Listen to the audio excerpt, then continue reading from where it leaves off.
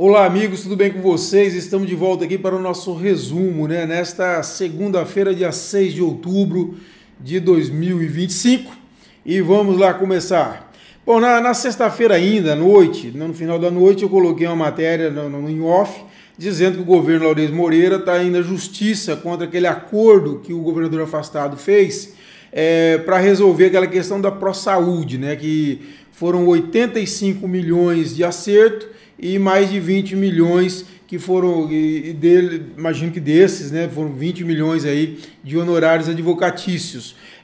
Bom, a Procuradoria-Geral do Estado entrou então com esse, na segunda vara da Fazenda Pública de Registros Públicos de Palmas, com uma ação anulatória de acordo judicial com pedida de tutela provisória urgência, contra a ProSaúde e também contra os advogados. Bom, ela considera que foi ilegal e inconveniente, diz que constatou vícios formais e materiais que macularam o procedimento da autocomposição, os quais denotam a ilegalidade do acordo e inconveniência do ajuste para o interesse público. Lembrando que esse pagamento à ProSaúde é resultado de uma rescisão que o governo Siqueira Campos, o último governo Siqueira Campos, fez com a ProSaúde, que administrava 17 unidades hospitalares do estado, e aí foi feito essa rescisão. O governador afastado, Wanderley Barbosa, já havia se manifestado em nota, garantiu que a legalidade da operação e acusou aí o Laurez de tentar indevidamente macular a sua honra e imagem, tá bom? Bom, vamos à próxima pauta aqui. O prefeito Eduardo Siqueira Campos, eu falei com ele no sábado de manhã, ele me ligou para a gente conversar sobre a sanção que ele fez ao nome da Avenida Teutônio Segurado, que passa a se chamar Avenida Siqueira Campos, e ele fez algumas ponderações. Primeiro, ele disse que quando o pai dele escreveu aquela carta ao então prefeito Raul Filho em 2009, ele disse lá naquele momento que rejeitava ali, naquela ocasião, a homenagem, mas sinalizou com a possibilidade de que após a sua morte, quem tivesse sentado na cadeira poderia definir essa questão. Ou seja, ele não queria em vida ali naquele momento aquela homenagem, uma homenagem que o Raul fez. Na época foi vista até como uma espécie de retaliação ao governo Marcelo Miranda, com quem o Raul estava trocando algumas farpas e tal. E o Siqueira então não queria, e ele disse também importante, que o Siqueira não queria a homenagem dele no Palácio Araguaia, foi mudado, né? Palácio Araguaia, José Wilson Siqueira Campos, governador José Wilson Siqueira Campos, disse que o Siqueira não queria. O Eduardo disse que chegou a dizer isso para o Amélio quando estava se discutindo a matéria, que o Siqueira não queria isso. E a ponte também, ele achou que essas homenagens todas, mais uma homenagem agora com a avenida, seria um excesso. Então o que ele propôs? Ele está propondo para a Assembleia que o Palácio volte a se chamar apenas Palácio Araguaia, como ele disse que o Siqueira queria, e que a ponte Siqueira Campos, que era Fernando Henrique, mudou para Siqueira Campos, a Assembleia mudou, ele está dando a sugestão de que se mudasse para a ponte Governador Moisés Avelino, porque ele lembra que o Avelino foi o segundo governador do estado e ele que fez o asfalto ligando Palmas a Paraíso, uma homenagem muito justa. Mas agora sim, o Avelino é vivo, mas o Eduardo disse que isso poderia ser feito aí, considerando que entrasse em vigor a partir do falecimento do ex-governador. É uma homenagem justíssima e eu acho que fica de bom tamanho, né? Porque, como eu disse, vai ficar uma Siqueirolândia, né? Assim, tudo é de Siqueira. O Eduardo falou também que o Paço Municipal já chama Teutônio Segurado, então não seria uma exclusão do nome do Teutônio Segurado dos logradouros públicos aqui do estado, tá bom? O pecuarista Paulo Carneiro foi reeleito presidente da Federação da Agricultura do estado, como eu já havia antecipado ainda, acho que na quinta-feira, se eu não me engano. Então ele foi reeleito, e ele foi reeleito avaliando a reeleição como histórica, e se comprometendo a atuar fortemente pela independência da FAET.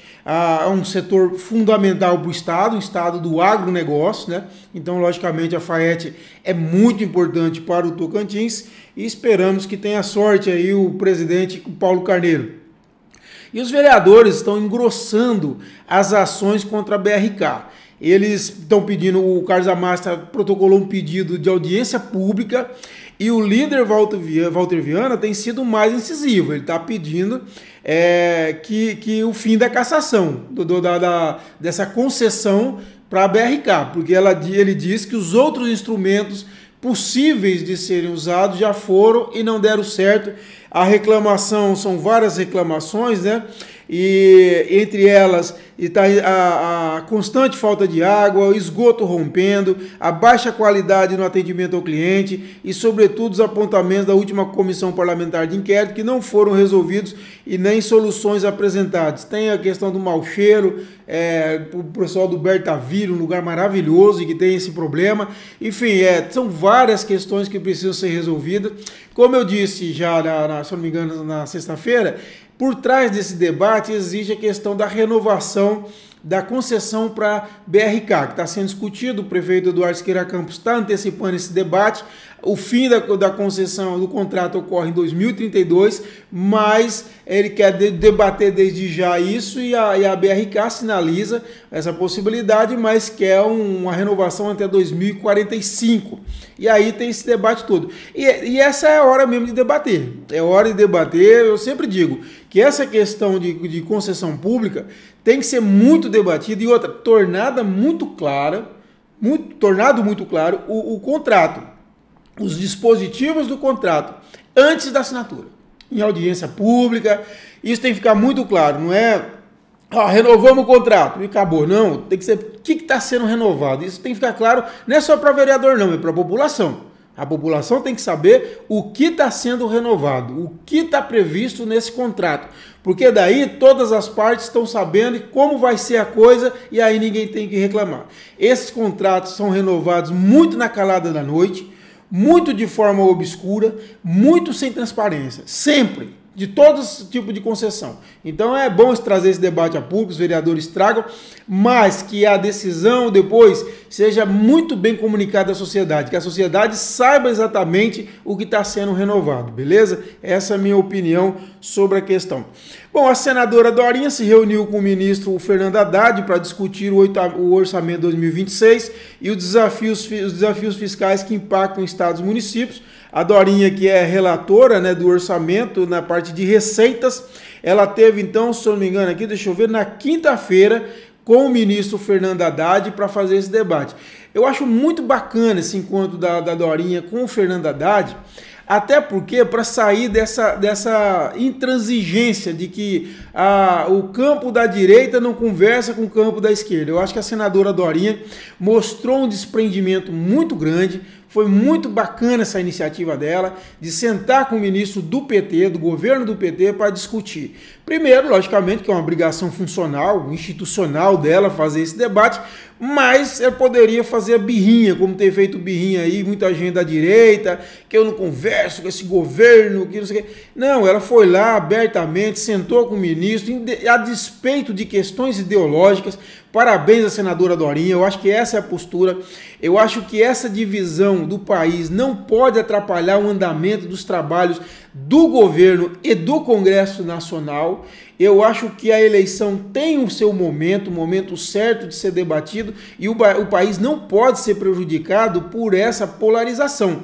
E não tenho dúvida de que foi nesse sentido que a Dorinha tomou essa iniciativa. Então, parabéns, senador Dorinha. Eu acho excelente. Nós temos que ter esse tipo de postura. É exemplo para todos os campos, para a direita e para a esquerda. Nós temos que discutir o Brasil, os interesses do Brasil a despeito de bandeiras ideológicas. Semana passada, nós tivemos uma aprovação fundamental no Congresso, na Câmara dos Deputados, que foi a questão da isenção do imposto de renda, que não vai beneficiar a esquerda ou a direita, vai beneficiar o povo brasileiro, cerca de 16 milhões de brasileiros.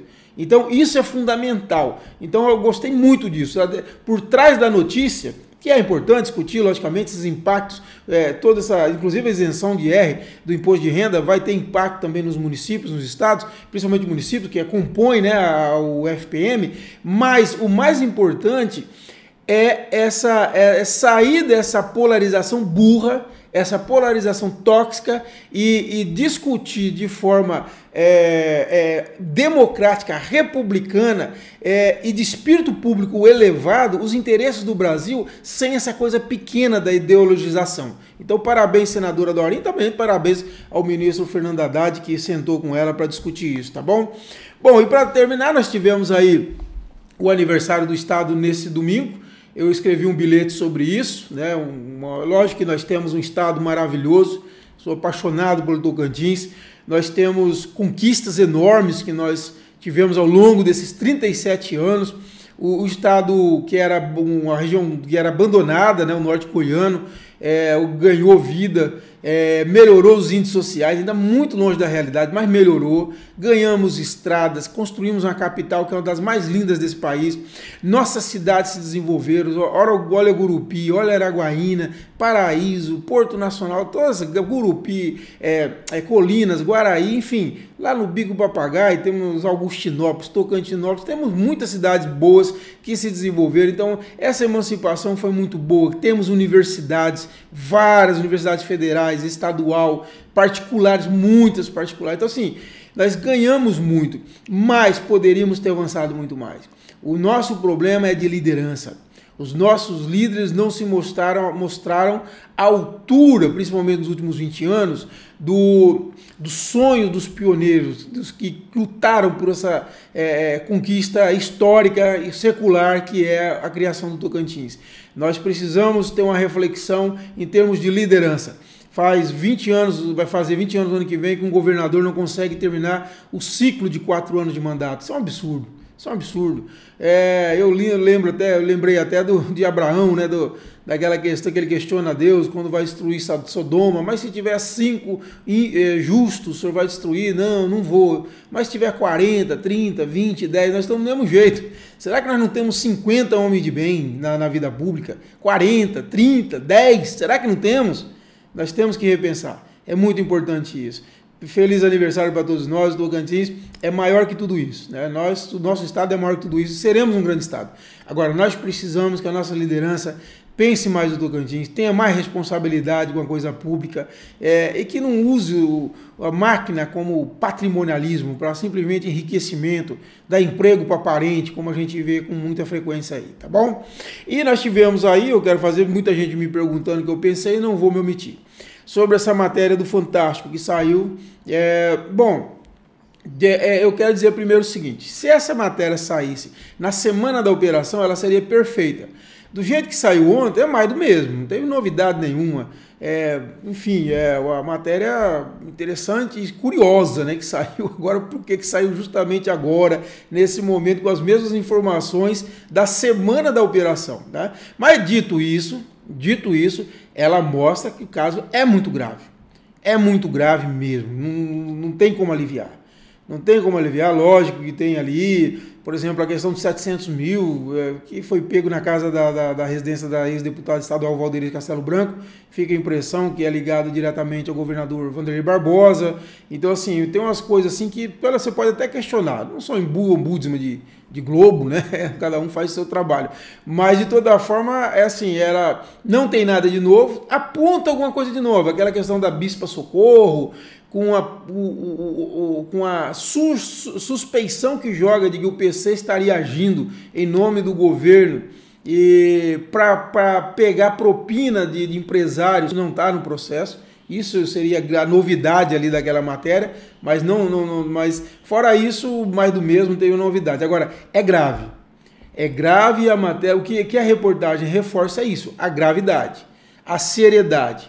E é um dos casos mais horrendos que eu já vi na minha vida, porque você roubar dinheiro, como é suspeito, né? Ninguém está comprovado ainda, né? Mas é suspeito, de cesta básica, de pessoas pobres, que estavam morrendo de fome numa pandemia, isso é crime humanitário, isso é de uma crueldade assim, sem tamanho. Por isso, é lamentável. Assim, a matéria é boa a matéria, agora sim, vai dar uma pressão maior, porque pauta nacionalmente, vai dar uma pressão sobre o Supremo, que está para julgar o recurso do governador afastado, isso com certeza. Agora, a matéria, para nós tocantinenses, que acompanhamos desde o início, é mais do mesmo, não tem muita novidade, tá bom? Espero que tenham gostado, nós voltamos nessa terça-feira.